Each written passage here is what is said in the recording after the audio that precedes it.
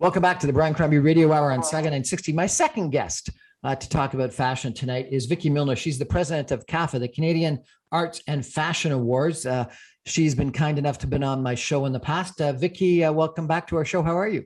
Thanks, Brian. I'm good. Good to be back. Thanks for having me. Thank you very much for joining us. Vicky's got really quite an impressive resume as well. She is, as I mentioned, president of the Canadian Arts and Fashion Awards. She's worked in not-for-profit before with Sick Kids Foundation. She's been a strategic marketing manager in the music business with Universal Music Group. And she's been in fashion, both with Winners as well as with the Millennium Group. She's got a Bachelor of Arts in Psychology from York University, and she's got a diploma in fashion merchandising from Seneca College. So a very experienced person in lots of different areas, but obviously within fashion as well. And she describes herself as a passionate and forward-thinking entrepreneur, a philanthropist, and a corporate leader with extensive experience in an array of industries, including fashion.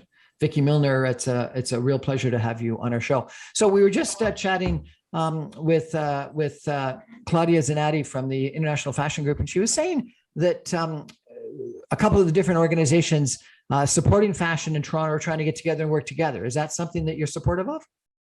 Absolutely. I think, when we all come together, we support each other, we help the industry a lot more. And it shows a great sense of community when, because everyone, is doing unique things, but it's also important to tell each other's story and support each other's initiatives for sure. Excellent. And tell me about some of the events that you've had over the course of the last little while. I understand you had quite the affair that you did not invite me to up north at Friday Harbor or whatever it's called. Resort. Yeah. It's up in Innisfil. We wanted to do something fun and outdoors over the summer. And I think people were really ready to come out and enjoy something fun and fashion related. So all through August, we were having fashion shows up there outside by the water and an open air marketplace where a lot of great Canadian local brands could get together and sell and meet new customers and, just introduce themselves. For a lot of them, it was their first time really, being face to face, with old customers, new customers, after a dark time and we're still kind of in it, but hopefully getting out of it, slowly. And it was just a great success. The energy was amazing. And like I said, a beautiful backdrop there by the water at Friday Harbor. Excellent. Do you think that fashion shows and galas and events and things like that are going to come back? Yeah, I do. I think people, obviously there's different parameters. We live in a different world where there's going to be different rules around gathering and being safe. But people are social. They want to see each other. There's only so much we can do on Zoom and on the screen. And people do, even people that came to that event and other events that I've been to since, people are so happy just to be around other people. What about gowns? I spoke with a friend of mine a week ago, and she said that she had a whole rack full of gowns in her basement she hasn't touched for a year and a half. Are we going to be getting dressed up again? Yeah, I think so. Well, we have a big award show that we do every year, and we're planning our in-person gala again for next spring, our big Canadian Arts and Fashion Awards gala. So I'm really hoping, yes, people will dust off those gowns or buy new ones, and support the Canadian brands that we love and get together and get a little glammed up for sure. It's time to get out of those sweatpants. Tell us, what is CAFA? CAFA is the national platform in Canada that celebrates and supports our Canadian fashion industry. We do, like I mentioned, a big recognition event where we bring the community together and celebrate, our designers, models, photographers, stylists, makeup artists. But we also do conferences, pop-up events, and we do them all over the country. We obviously through COVID had to do things more digitally, but we're definitely ramping up for next year to start going to Montreal and Vancouver and all the Calgary and all the great different provinces that also have a great fashion communities to support. So you're not just a Toronto organization, you're a national organization. We are a national organization, yes. And you have events across the country. Yeah, we do, like I said, breakfasts and networking events and fashion events and trunk shows and pop-ups, anything to really create support and awareness for the Canadian fashion community and also economic development opportunities. I think a lot of us think that all the fashion these days comes from China. Is there a vibrant fashion business in Canada? Yeah, I mean, look, there's a huge number of brands, of course, they're still making things in Canada. It depends what you're making too, whether it's jewelry or apparel, accessories, but I know many brands that are producing here. But then, there's a lot of footwear brands that are made in Italy. Not everything is made in China. There are different countries outside of Canada that people are producing in. But we tend to, in our organization, we kind of shine a light on all of them. If they're a Canadian based company and they're, have their offices here and they're employing Canadians and working hard, whether they're made in Canada or abroad, we as an organization are telling both of their stories. What does it take to be successful in the fashion business today in Canada?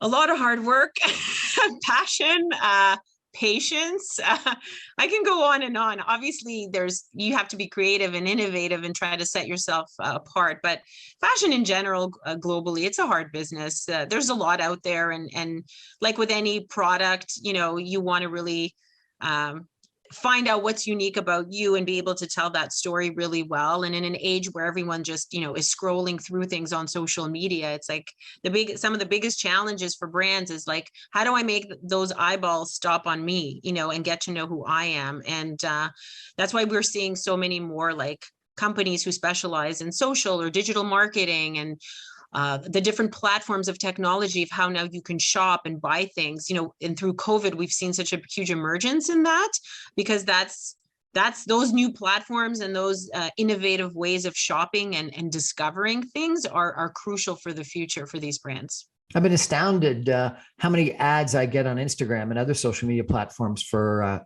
clothing, for fashion. Is this the new main way that people are retailing their or marketing their fashions? It's sure, like, we know there's so many algorithms, right? Like, and they all do different things, but for sure, once you search something, all of a sudden you're on Facebook or others, and then the ads pop up, right? That's what they're designed to do, to be kind of in your face all the time. But, there's convenience, like convenience of use, great service. Like if people really value things that are easy and fast and something that's consistent, that's a huge plus, that, you're going to get that reliable product and service. So all of those things combined, I think, really also make a brand successful. It seems like people that are in the fashion business have had to become online marketers as well, and had to have had a real education in social media marketing. 100%. Especially through when everything shut down and online was the only way really you can buy things or discover things. I know so many brands, some brands were very well poised already with all those things, but a lot of them had to, like, in warp speed, learn a lot and modify, a lot of their things online, that they had to really be able to access those people. Now, I think maybe not a year ago, but quite a while ago, you and I chatted about a Shop Local initiative that CAFA had launched. How did that go, and what's the status of it now? And then I understand you've recently announced some sort of an agreement with the Home Shopping Network. Yeah, so Shop Local Labels, we launched it in November to help people find great holiday Canadian local brands for holiday gift giving and more. It's still going on, and now as we kind of are going to go into the holiday season, we're going to amp it up even more again, just to have one place where people can go and find great Canadian brands, not only in fashion, but beauty and lifestyle and kids and pets and everything, because we have so many great companies across Fashion the board. for pets? So, oh yeah, there's so many great Canadian, pets, pet food, pet, accessories, pet clothing, but Canadian brands that are doing, cool things. So yeah, so a little bit fashion. Okay. Just brand. Something for Shop Local. It's more shoplocallabels.com is the website. And, okay, people can check it out. We do fun curations and then, yeah, to what you mentioned earlier too. We just partnered with TSC, Today's Shopping Choice, to have like a online CAFA shop within their platform. There you can, buy online all these great, brands that we're curating with them. And then Jeannie Becker, who has her show Style Matters every Thursday, will also be featuring the stories of these brands, because I think that is so important, like who's behind the brands and how did they come to be? Because I think it's that storytelling that's also so wonderful to learn about. And I know you're not only going to fall in love with the product, but you're going to fall in love with the stories too. That's interesting. Do people buy clothes because of the story behind a brand? Sometimes I think, well, it has to be a good product, but when I feel an emotional connection to something too, I'm more likely to want to buy it for sure, and or discover it at first and then, fall in love with it later and keep buying it. But I think, the local stories, especially, in the last little while, have been like really important. And generally most people do want to support, local brands, Canadian companies, because it's important to do so for our economy and for those families. Just like, local restaurants, we want to support all of the local businesses. What else has CAFA been up to, and what are the other things that you see happening within the fashion business as they try to adjust to COVID-19 and coming out of COVID-19? Well, right now, like I mentioned, we're going to be planning our awards. We just opened up nominations. So it's self-nominating. People from all over Canada can apply in the various award categories that we have. They can just go on our website and find out the criteria, submission requirements, and that's CAFA Awards.ca. So as we're going to get those nominations in, we'll start reviewing people, and we're planning our awards gala, as I mentioned. And really, like, for the future, like I said, I think it's going to be interesting. There's definitely themes that have come out in the last while, and have grown stronger, which is great to see, like the theme of sustainability. A lot of brands, big or small, are making that a priority in kind of not only, their manufacturing, but how can they change something about their company to be more sustainable? I think nothing can change overnight, but if everyone started somewhere, that will make a big impact. So, I talking to a lot of brands who that's definitely a core theme. Diversity is a big theme, and being more inclusive, and really learning about who's out there from all different, communities, is really important. And I'm happy to see, retailers and brands really kind of making an effort in that space. There's a long way to go, don't get me wrong, but I'm happy to see at least the conversations are being had, and people are making steps forward. So I'm hoping those things will just, get stronger and stronger in the future.